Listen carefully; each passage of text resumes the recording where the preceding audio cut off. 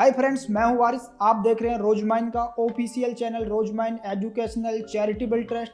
हम सबके अलग अलग शौक होते हैं जो हमारे इंटरेस्ट और पैशन को शो करते हैं। किसी को रेसिंग कार बहुत पसंद होती है, तो किसी को क्रिकेट का जुनून होता है, तो किसी को एयरक्राफ्ट और मिसाइल अट्रैक्टिव करती हैं। तो हम इन सभी हॉबीज की एक साथ तो बात नहीं कर सकते, लेकिन हाँ, एयरक्राफ्ट और स्पेस क्राफ्ट डिजाइन करने में आपकी मदद जरूर कर सकते हैं। मेरा मतलब है कि आपको वो रास्ता और वो तरीका बता सकते हैं जिनके जरिए से आप उस जगह पर पहुंच सके जहां पर missile aircraft, space craft, weapon design करने और उनके मैन्युफैक्चरिंग की जिम्मे आप पर होता है। इसके लिए आपको क्या करना होगा? इसके लिए आपको एरोस्पेस इंजीनियरिंग को समझना होगा, क्योंकि इन सभी टास्कों को कंप्लीट करने के लिए एरोस्पेस इंजीनियरिंग में कदम रखकर ही कंप्लीट किया जा सकता है। आइए इस वीडियो के अंदर हम जानते हैं एरोस्पेस इंजीनियरिंग क्या है, इसको ज्वाइन करने के लिए एलिजिबिलिटी कंडीशंस क्या चाहिए, इसमें कितने कोर्स होते हैं और इसकी कितनी फीस होती है, इसको करने के बाद हमें एवरेज सैलरी कितनी मिल सकती है और यहाँ पर इसमें क्या क्या हमें जॉब अपॉर्चुनिटीज मिल सकती है और यहाँ पर एडमिशन कैसे ले सकते हैं एरोस्पेस इंजीनियरिंग बनने के लिए।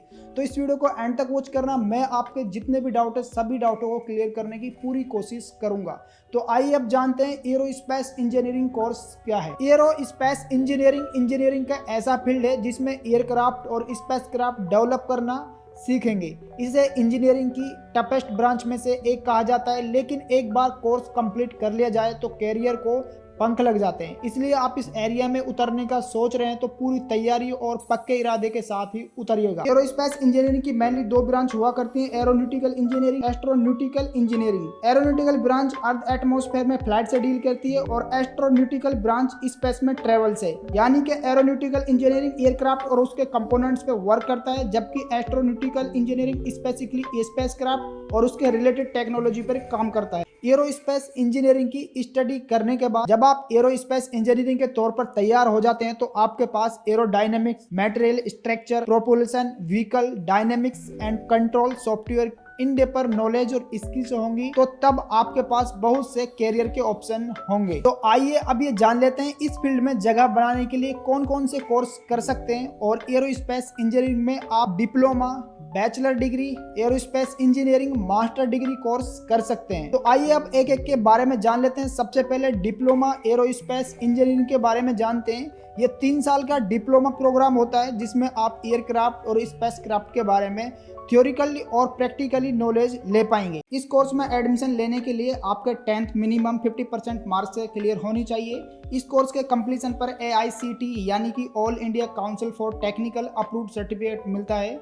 इस कोर्स को कंप्लीट करने के बाद आप ISRO, DRDO, HAL Hindustan aeronautics limited और NAL नेशनल एरोस्पेस लेबोरेटरी जैसे ऑर्गेनाइजेशन में प्लेसमेंट के ऑप्शन हो सकते हैं। ये कोर्स आपको 4 से 5 लाख रुपए पर एनएम की सैलरी दिला सकता है अगर स्किल्स और नॉलेज दोनों है। डिप्लोमा कोर्स के बाद जानते हैं बैचलर डिग्री यानी बीटेक कोर्स के बारे में।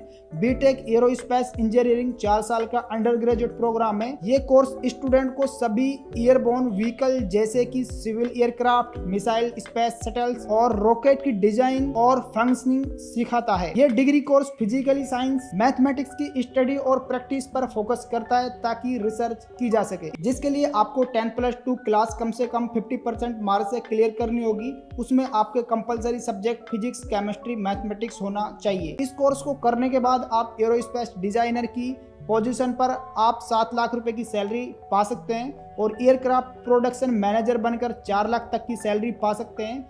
इसी तरह मैकेनिकल डिजाइन इंजीनियरिंग की पोजीशन पर 3,45,000 पर एनएम आप यहां पर जॉब पा सकते हैं और एरोस्पेस इंजीनियरिंग बनकर 7 लाख रुपए पर एनएम भी हो सकता है, क्योंकि बीटेक एरोस्पेस इंजीनियरिंग कंप्लीट कर चुके कैंडिडेट को हायर करने वाले टॉप रिक्रूटर्स में से ISRO, national aeronautical laboratory, Tata advance system, Mahindra aerospace defence research and development laboratories शामिल हैं। यहाँ पर मैंने आपके जितने भी क्वेश्चन है सभी क्वेश्चनों को कवर कर लिया है। अब यहाँ पर लास्ट पॉइंट आता है कि इसके अंदर हमें एडमिशन किस प्रकार से लें। एरोस्पेस इंजीनियरिंग बनने के लिए हम एडमिशन किस प्रकार से ले सकते हैं।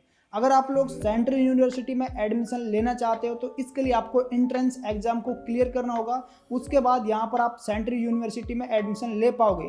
लेकिन अगर आप लोगों का सेंट्रल यूनिवर्सिटी में एडमिशन नहीं हो पाता है तो आप डायरेक्टली स्टेट गवर्नमेंट यूनिवर्सिटी में एडमिशन ले सकते हो। यहाँ पर आपको कोई भी एंट्रेंस एग्जाम देने की जरूरत नहीं होती है। स्टूडेंट ऐसे होते हैं कि वो हायर एजुकेशन करने की सोचते हैं, लेकिन उनके माता पिता उन हायर एजुकेशन कराने में असमर्थ होते हैं क्योंकि काफ़ी ज़्यादा फीस है। आपको भी पता है एरोस्पेस इंजीनियरिंग की काफ़ी ज़्यादा फीस है। तो आपको जो माता पिता हैं, अगर आपकी फीस को नहीं भर पा रहे हैं तो आप official channel Rosemine educational charitable trust देख रहे हो। ये क्या करती है, जितनी भी आपकी कॉलेज फीस होती है उसको यहाँ पर पे करने की पूरी जिम्मेवारी लेती है। यानी जैसे कि आपकी जितनी भी फीस है उस फीस को एक साथ पे करेगी और जब तक आप पढ़ोगे आपकी पूरी जिम्मेवारी लेगी कि आपकी जितनी भी फीस है, कॉलेज आपसे एक रुपया भी नहीं मांगेगा। सिर्फ और सिर्फ आपको हॉस्टल में रहना, खाना प्लस में एग्जामिनेशन फीस को पे करना होगा। अगर आपको इससे रिलेटेड ज़्यादा जानकारी चाहिए कि हम किस प्रकार से स्टेट गवर्नमेंट यूनिवर्सिटी में एडमिशन कैसे लें, तो इसके लिए आपको वीडियो के डिस्क्रिप्शन में जाना है। पर्टिकुलरली एक वीडियो की लिंक मिल जाएगी, आप उस वीडियो को देखकर समझ सकते हो कि रोजमाइन किस प्रकार से हमारा एडमिशन। सो आई होप कि आपको ये वीडियो पसंद आई होगी। अगर वीडियो पसंद आई तो वीडियो को लाइक करना, चैनल पर नहीं हो तो चैनल को सब्सक्राइब